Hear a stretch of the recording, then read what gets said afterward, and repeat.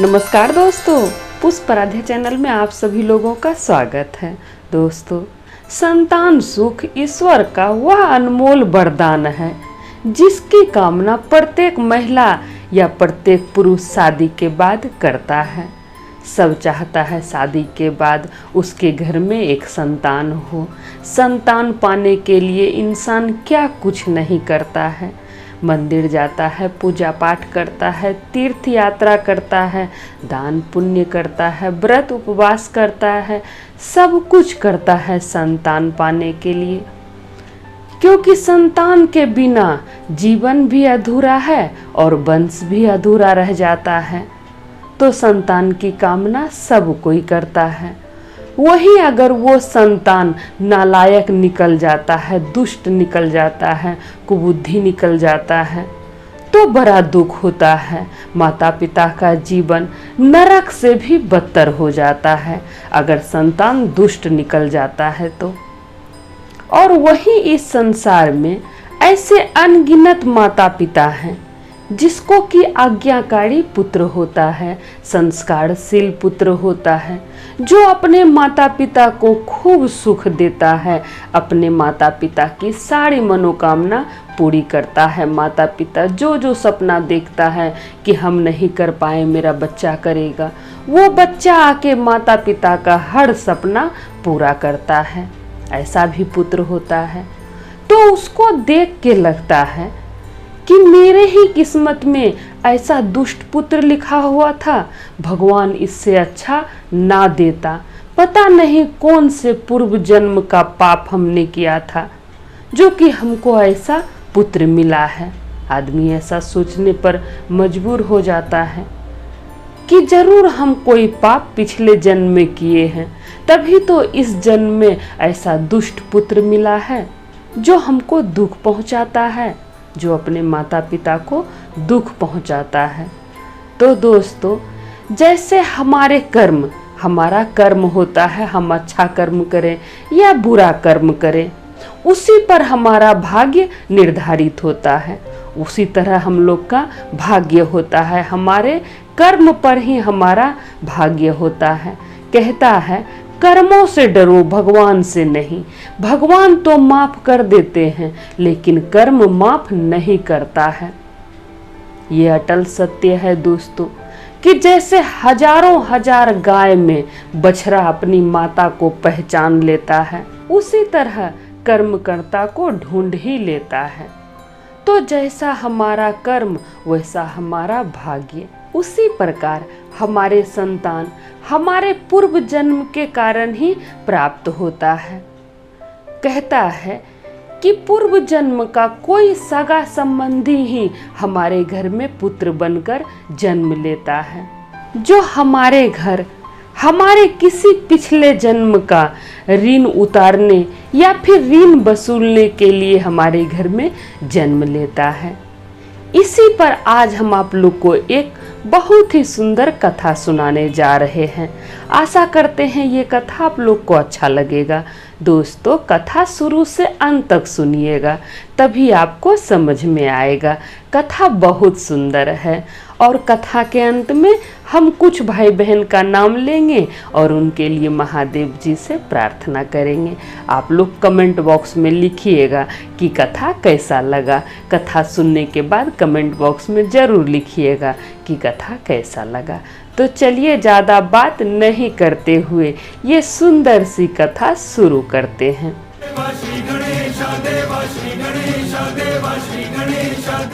किसी गांव में एक किसान रहता था।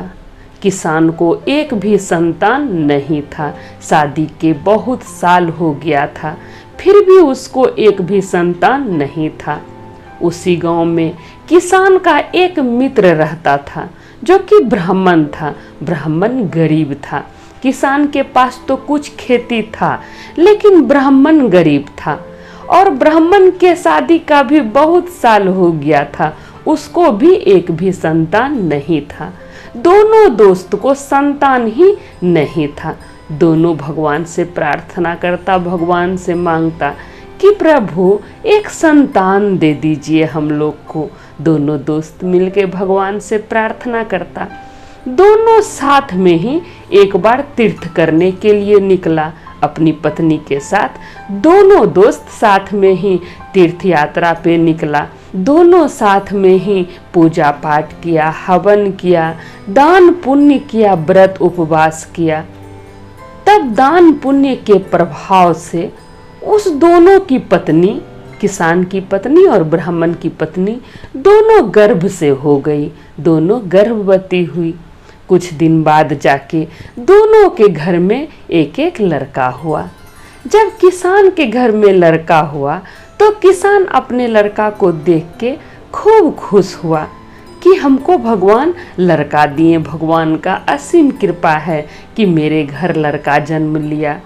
जब लड़का जन्म लिया तो 2-4 दिन बाद ही किसान के घर में जो गाय भैंस था, गाय माल होता है किसान के घर में ना, वो सब मर गया और किसान की पत्नी बीमार रहने लगी। किसान की पत्नी बीमार रहने लगी। जब बच्चा साल भर का हुआ तो किसान के खेत में जो फसल था वो सब फसल खराब हो गया। किसान का सब फसल खराब हो गया। किसान बहुत दुखी रहने लगा। इधर ब्राह्मण के घर में जब से ब्राह्मण को लड़का हुआ तब से ब्राह्मण का दिन फिरने लगा। ब्राह्मण तो गरीब था। ब्राह्मण से पहले कोई कोई ही पूजा पाठ करवाता था, जिससे दान दक्षिणा कम ही मिलता था। जब ब्राह्मण के घर लड़का हुआ तो गांव का प्रत्येक आदमी उसी ब्राह्मण से पूजा पाठ करवाने लगा। अब एक दिन राजा भी बुलाया अपने दरबार में। राजा हवन करवाया, पूजा पाठ करवाया। अब राजा को युद्ध पे जाना था। जब राजा को युद्ध पे जाना था तब ये ब्राह्मण भविष्यवाणी किया कि राजा आप युद्ध पर जाइए, आप विजय होके आइएगा, ऐसा हम आशीर्वाद देते हैं। अब राजा युद्ध पर गए और सचमुच में विजय होके लौटे, अपने राज्य विजय होके लौटे। तो ब्राह्मण को बुलवाए। जब ब्राह्मण आया तो ब्राह्मण को ढेर सारा दान दक्षिणा राजा दिए उसको, और फिर उसको राज पंडित घोषित कर दिए कि आज से आप राज पंडित हैं, आज से राजमहल में आप राज पंडित का काम कीजिए। अब ढेर सारा दान दक्षिणा राजा दिए पंडित को, और उसको एक महल भी दिए रहने के लिए, बहुत बड़ा सा महल रहने के लिए दिए। अब पंडित का दिन फिर गया। पंडित जी के पास सब कुछ हो गया, ब्राह्मण के पास सब कुछ हो गया। जब ब्राह्मण का पुत्र 1 साल का हुआ तो ब्राह्मण उसको अच्छा सा गुरुकुल में, आश्रम में पढ़ने के लिए भेज दिया। अब लड़का भी बहुत होशियार था। ब्राह्मण का बेटा बहुत ही होशियार था। वो कम उम्र में ही बहुत सारा विद्या सीख लिया। वो अपने माता पिता का आज्ञाकारी पुत्र बना। जो पिता कहता वही वो सुनता, अपने माता पिता की खूब सेवा करता। अब उधर किसान का बेटा जो था वो नालायक निकल गया। वो गलत संगति में पड़ गया। वो अपने माता पिता को गाली बकता, ना ही पढ़ता ना ही लिखता। वो जुआ खेलने लगा और किसान का कमाया हुआ धन कुछ ही दिन में वो लुटा दिया। वो नालायक निकल गया। अब किसान बहुत दुखी, अपना बेटा को देख के बहुत दुखी रहने लगा कि भगवान कौन से पाप कर्म का हमको ऐसा सजा दिए, ऐसा कौन सा पाप किए थे जो हमको ऐसा बेटा दिए, इससे अच्छा हमको नहीं देते आप। वो भगवान से शिकायत करने लगा। एक दिन किसान अपने मित्र से मिलने के लिए आया। बहुत दुखी मन से अपने मित्र ब्राह्मण से मिलने के लिए आया और किसान बोला, मित्र तुम्हारा पुत्र कितना संस्कारी है, कितना अच्छा है, लेकिन मेरा पुत्र बहुत ही दुष्ट है, हमको बहुत दुख देता है। वो गाली बकता है, वो जुआ खेलता है, कोई अच्छा काम नहीं करता है। मेरा सारा धन कमाया हुआ वो लुटा दिया। मित्र हम बहुत दुखी हैं, तुम बहुत भाग्यशाली हो कि तुमको ऐसा पुत्र मिला है। अब किसान को दुखी देखकर ब्राह्मण भी बहुत दुखी हुआ। अपने मित्र को दुखी देख के ब्राह्मण भी बहुत दुखी हुआ। तब ब्राह्मण बोला किसान से कि मित्र, यही कुछ दूरी पर एक पहुंचे हुए तपस्वी रहते हैं, सो चलो उससे मिलते हैं। ये दुख का कारण वही बताएंगे कि ऐसा पुत्र क्यों मिला, इस दुख को कैसे दूर किया जाए। सो चलो उस तपस्वी के पास। अब ब्राह्मण किसान को लेके उस तपस्वी के पास गया।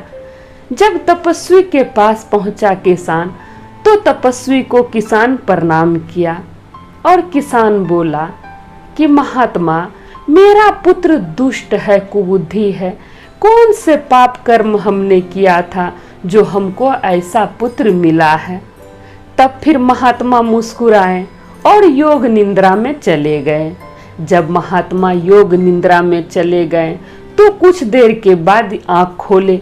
महात्मा अपना आंख खोले तब किसान से कहते हैं कि देखो, तुम्हारे पूर्व जन्म का ही किया हुआ पाप है जो तुम्हारा पुत्र बन के जन्म लिया है। तब फिर किसान कहता है कि महात्मा, हम ऐसा कौन सा पाप किए थे पूर्व जन्म में जो कि हमको ऐसा नालायक पुत्र मिला है, ऐसा नालायक बेटा मिला है। तब महात्मा किसान से बोले कि सुनो, दो कुत्ता था, एक काले रंग का और एक भूरा रंग का।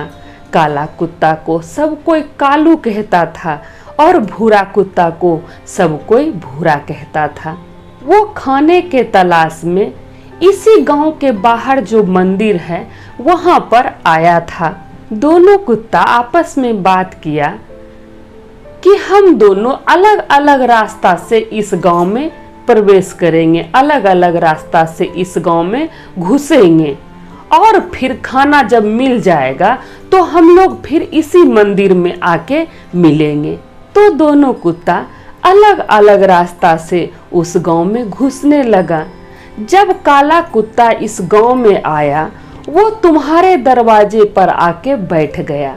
किसान से कह रहे थे महात्मा कि काला कुत्ता घूमते घूमते इस गांव में जब आया तो घूमते घूमते वो तुम्हारे दरवाजे पर बैठ गया। जब तुम देखा उसको कि तुम्हारे दरवाजे पर काला कुत्ता आके बैठ गया है, तब तुम डंडा से उसको इतना मारा कि अधमरा कर दिया। मारते मारते उसको अधमरा कर दिया। खाने का तो कुछ नहीं दिया, लेकिन उसको मारते मारते तुम अधमरा कर दिया। वही भूरे रंग का जो कुत्ता था वो ब्राह्मण के दरवाजे पर जाके बैठा। ब्राह्मण उस समय खीर पूरी खा रहा था। जब ब्राह्मण भूरा कुत्ता को देखा तो उसको बहुत दया आ गया। ब्राह्मण को बहुत दया आ गया। उसको लगा कि लगता है कुत्ता भूखा है, इसीलिए तो मेरे दरवाजे पे आके बैठ गया। तब ब्राह्मण अपना खीर पूरी का थाल उस कुत्ता के आगे रख दिया, भूरा कुत्ता के आगे रख दिया।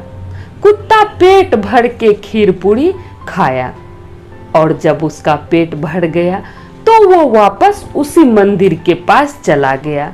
अब दोनों कुत्ता अलग अलग रास्ते से उसी मंदिर के बाहर आया, क्योंकि दोनों बात करके गया था कि खाना मिलने के बाद फिर यहीं पर हम लोग मिलेंगे, मंदिर के बाहर ही मिलेंगे। तो दोनों अलग अलग रास्ता से मंदिर में आया, मंदिर के बाहर आया। तब भूरा कुत्ता काला कुत्ता से पूछता है कि मित्र, तुमको ये क्या हो गया, तुमको इतना कौन मारा। तब काला कुत्ता कहता है कि मित्र, एक किसान है जो हमको इतना मारा कि हमको अधमरा कर दिया। हम उसके दरवाजे पे बैठे थे कि कुछ हमको खाने का देगा। हम उसका कुछ नहीं बिगाड़े थे, लेकिन वो हमको इतना मारा कि अधमरा कर दिया। अब हम नहीं बचेंगे, लेकिन इसका बदला लेने के लिए हम अगला जन्म फिर लेंगे और फिर इस किसान से हम बदला लेंगे। अपना बदला हम जरूर लेंगे इस किसान से। वहीं भूरा कुत्ता कहता है कि मित्र, हम एक ब्राह्मण के दरवाजे पे बैठे तो वो अपना थाल, खीर पूरी का थाल जो कि वो खा रहा था, वो लाके हमको दे दिया। हम पेट भर के उसका अनाज खाए हैं। हम भी अगला जन्म लेंगे और ये कर्ज जरूर उतारेंगे। उस ब्राह्मण का ये कर्ज जरूर उतारेंगे, क्योंकि हमको वो पेट भर के भोजन कराया है। मेरा आत्मा तृप्त हो गया। अब काला कुत्ता को इतना मार पड़ा था कि काला कुत्ता दम तोड़ दिया। अब भूरा कुत्ता को भी मन नहीं लगने लगा। भूरा कुत्ता का मित्र था काला कुत्ता, दोनों गहरा मित्र था। तो मित्र के वियोग में कुछ दिन बाद भूरा कुत्ता भी मर गया। काला कुत्ता तो मरा ही, मित्र के वियोग में भूरा कुत्ता भी मर गया। अब वही भूरा कुत्ता ब्राह्मण के घर में पुत्र बनकर जन्म लिया है, जो ब्राह्मण को हर सुख दे रहा है। ब्राह्मण को हर सुख दे रहा है और तुम्हारे घर वही काला कुत्ता तुम्हारा पुत्र बन के जन्म लिया है, जो पिछले जन्म का बदला ले रहा है तुमसे। इसमें ना ही भगवान का दोष है, ना ही तुम्हारे पुत्र का दोष है। इसमें तुम्हारे पूर्व जन्म का किया हुआ पाप है जो तुम भोग रहा है।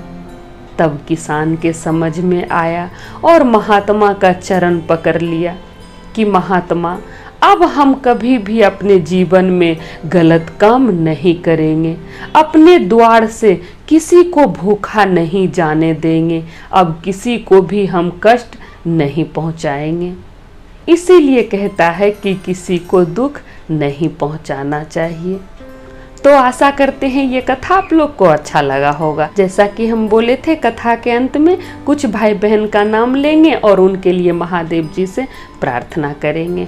दोस्तों, एक बात आप लोग से कहना चाहते हैं। वैसे ये बात हम कई वीडियो में आप लोग से कह चुके हैं कि हम आप ही लोग के तरह हैं। जैसे आप हैं वैसे हम हैं। हमको कथा कहना अच्छा लगता है, किसी भी देवी देवता का कहानी कहना अच्छा लगता है, गीत गाना अच्छा लगता है, भजन गाना अच्छा लगता है, जो कि हम आप लोग को सुनाते हैं। हम कोई साधु महात्मा या फिर साध्वी नहीं हैं। मेरा भी पति है, मेरा भी बच्चा है, मेरे माँ बाप हैं, भाई बहन हैं, सब कोई है। जैसे आप लोग हैं वैसे ही हम हैं। हम कोई साधु महात्मा नहीं है। ये बात हम आप लोग को कई वीडियो में बता चुके हैं, फिर बता रहे हैं। बस हम महादेव को अपना गुरु मानते हैं, भगवान को अपना गुरु मानते हैं। महादेव पर मेरा अटूट विश्वास है। बस हम महादेव जी का छोटा सा भक्त हैं। किसी को दुखी देखते हैं तो मन दुखी हो जाता है। वैसे हम सभी देवी देवता का पूजा पाठ करते हैं, लेकिन किसी को दुखी देखते हैं तो मन दुखी हो जाता है और उसके लिए प्रार्थना निकलता है कि हे प्रभु, इसका दुख दूर कर दीजिए महादेव, अपनी दया कीजिए प्रभु। अगर कोई गलती हो गया है जाने अनजाने तो क्षमा कर दीजिए प्रभु और इसका दुख दूर कर दीजिए। तो हम प्रार्थना सबके लिए करते हैं। किसी को दुखी देखते हैं तो मन मेरा दुखी हो जाता है, लेकिन हम महादेव जी का बहुत छोटा सा भक्त हैं। ये बात हम आप लोग को बता देते हैं। हमको महादेव पर अटूट भरोसा है कि भगवान जो करते हैं अच्छे के लिए करते हैं। तो चलिए, पहला नाम पूजा परमार जी का है, जो कि लिखती हैं, दीदी जय महाकाल, हर हर महादेव, जय भोलेनाथ। दीदी प्लीज मेरे लिए भी भोलेनाथ जी से दया मांगिएगा। मुझे एक बेटी की कामना है, एक बेटा है मेरा। आपका बड़ा उपकार होगा, दीदी प्लीज मेरा नाम लीजिएगा। तो पूजा जी, हम महादेव जी से आपके लिए जरूर प्रार्थना करेंगे कि आपको एक लड़की हो, सुंदर सी लड़की हो, जो आपके कुल खानदान का खूब नाम रोशन करे, आपकी खूब सेवा करे, आपकी जो भी इच्छा है महादेव वो सब पूरी करे। ऐसा हम दिल से प्रार्थना करते हैं। अगला कमेंट मंजू देवी जी का है। मंजू देवी जी लिखती हैं, हर हर महादेव, मैया पार्वती की जय, जय गणपति बप्पा। दीदी प्रणाम। दीदी आपकी कथा बहुत अच्छा है, आप बहुत अच्छे हैं। दीदी आप शिव गुरु से दया करिएगा कि मेरे घर में जितने सारे कष्ट हैं सब दूर हो जाए। दीदी हमें कुछ समझ में नहीं आ रहा है क्या करें दीदी, मन बहुत विचलित होता है। घर में पूरा परिवार बहुत परेशान है। मेरा नाम मंजू देवी है। जय गणपति बप्पा। तो मंजू जी, भरोसा रखिए, सब कुछ ठीक हो जाएगा, चिंता मत कीजिए। भगवान दुख देते हैं, दुख के बाद सुख भी आएगा। कहता है न कि अच्छा दिन नहीं रहा तो बुरा दिन भी नहीं रहेगा। इसलिए परेशान मत होइए, सब कुछ ठीक हो जाएगा। महादेव अपने भक्त को ज़्यादा देर दुख में नहीं रहने देते हैं, तो भगवान पे भरोसा बनाए रखिए। भगवान आपको खूब खुश रखे। आपकी जो भी मनोकामना है महादेव वो सब पूरी करें। मंजू जी चिंता मत कीजिए, सब ठीक हो जाएगा। अगला कमेंट रीता यादव जी के नाम से आया है, जो कि लिखती हैं, दीदी प्रणाम, दीदी मेरा नाम भी लीजिएगा प्लीज़ दीदी, हम भी आपका वीडियो देखते हैं। दीदी हम 7 मंथ से शारीरिक कष्ट से परेशान हैं। प्लीज़ दीदी शिव गुरु से दया मांगिएगा कि हम ठीक हो जाएं। दीदी मेरा 10 मंथ का बच्चा है, उसके लिए ठीक हो जाऊं। हर हर महादेव। जय माता पार्वती। तो हम आपके लिए ज़रूर प्रार्थना करेंगे कि आपके जीवन में जो भी दुख है, तकलीफ है, वो सब दूर हो जाए। महादेव आपको और आपके बच्चे को खूब लंबी आयु दे। आपकी जो भी मनोकामना है महादेव वो सब पूरी करे, ऐसा हम प्रार्थना करते हैं। अगला कमेंट नीलम देवी जी का है, जो कि भिखनी विघा से हैं। वो लिखती हैं, दीदी नमस्ते। दीदी मेरा नाम नीलम देवी है। दीदी आप मेरा नाम क्यों नहीं लेते हैं? दीदी आप मेरा नाम एक बार जरूर लीजिएगा। दीदी मेरी बेटी की शादी नहीं हो रही है। दीदी आप महादेव से प्रार्थना करें कि मेरी बेटी की शादी जल्दी से जल्दी हो जाए। दीदी मेरा घर भिखनी बिघा है। दीदी आप मेरा नाम जरूर बोलिएगा। हर हर महादेव, मैया पार्वती की जय। तो नीलम जी आपका नाम लेने में थोड़ा देर हो गया, इसके लिए क्षमा चाहते हैं। हम महादेव जी से ज़रूर प्रार्थना करेंगे कि आपकी बेटी की शादी जल्दी से जल्दी हो जाए। आप लोग के जीवन में जो भी दुख है, तकलीफ है, महादेव वो सब दूर करे। महादेव आपके पूरे परिवार को खूब खुश रखे, ऐसा हम प्रार्थना करते हैं। तो जो लोग भी ये वीडियो देख रहे हैं, सुन रहे हैं, महादेव उन सभी भाई बहन की सारी मनोकामना पूरी करे, ऐसा हम दिल से प्रार्थना करते हैं। तो सब बोलिए जय महादेव, हर हर महादेव, माता पार्वती की जय।